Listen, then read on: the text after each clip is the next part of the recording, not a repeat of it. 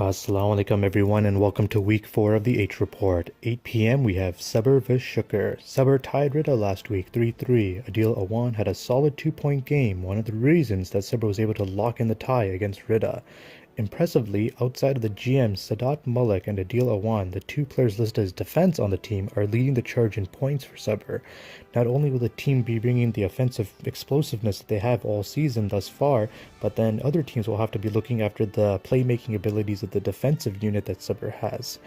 Sabr also made a trade last week to add Abdur Rahman Butcher to their lineup, the trade being marginally better for Rida. Let's see what Abdur Rahman has to say about that, as he'll be relied on for that ever-evasive victory for Sabr. One reason why this win might be out of Sabr's reach, this week at least, is Shukr's Ali Wadi and Usman Butter? This is looking to be quite a slippery game, as both teams are looking to push past last week's tie. Shukr is hoping that Sufyan Sheikh starts attending the games, as he's showing up as MIA since the start of the season. Attendance may also help the team, as they were missing 3 players last week. Now, one thing is for sure, one of these teams will be coming out hot and be forever known, and will also probably be changing their team name to be Hot Bread with Butter, while the other team will just be Toast. I'm leaning towards Sabr getting the victory on this one. At 9 p.m, we have Haya vs Yaqeen. Haya beat Ikhlas 3-1 to put themselves as the number 1 overall team in the league with 5 points. Their GM Maz returned in an impressive game-winning goal, and Hamza A and Arsal S with 2 points apiece. The other teams in the league would do well to take notice of this team, as this is the same GM duo that won last year. The team is finding help from all their lines, as everyone seems to be contributing to the score sheet.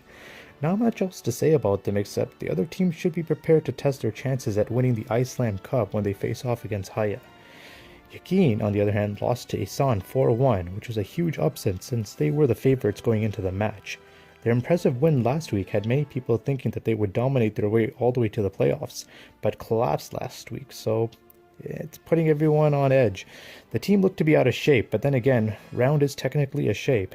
Dehydration may have played a factor in their loss, as Adil Patel had to stop mid-game to take a sip of his goalie's water bottle. Moments later, Yaqeen found the ball in the back of their net, so let's see if they can stay hydrated, because this looks like to be a decisive victory for Haya. At 10 p.m, we have Ikhlas vs Ihsan. Ikhlas lost 1-3 vs Haya, putting the team tied for last with Iman. The team spent an impressive over 15 minutes of penalty minutes accumulated in a single game.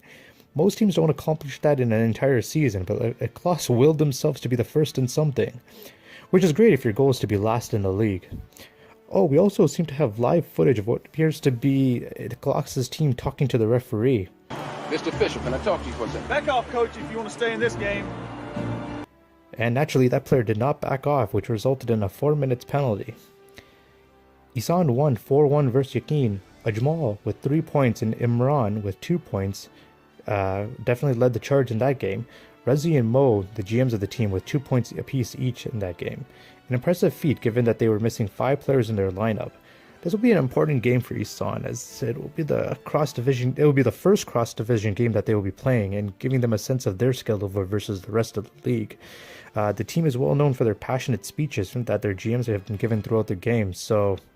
Defense, on me! Okay, Petey, don't you drift to the strong side. Coach, they're calling a holding penalty on me every time. Did I ask for your excuses? You want to act like a star? You better give me a star effort, do you hear me?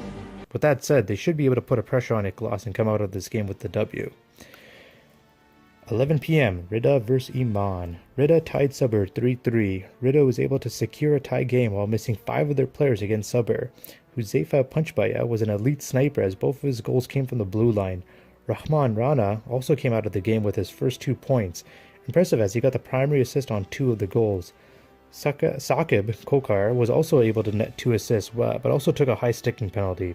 Fortunately, Sabr could not capitalize on, so, Rida has been able to escape and not get any of these power play goals on them when they take these major penalties. And speaking of penalty, Rida has been racking up some big penalty minutes, as they had 4 different penalties in the first period and saw themselves almost down a player for half the first period by itself. Now, that does scare the rest of the league, because imagine having to deal with an even-strength Rida team for the full 30 minutes. But honestly, we may never know what that might feel like. Iman tied Shukr 2-2. A slow start for Iman as their goalie Ahmed Mobeen led in both goals early in the first period, but was able to shut down the door in the remaining of the game with an impressive 14 saves. Iman, unfortunately, short-handed as 5 players were missing. We have not seen this team at its best, so I would not count them out just yet, as they can prove to be themselves a contender for the Iceland Cup. Even so, I think Riddle will have their number for this week's game, as Iman still looks to discover themselves and their chemistry. Well, that's it for this week. Thanks everyone for watching, and we'll see you this Friday.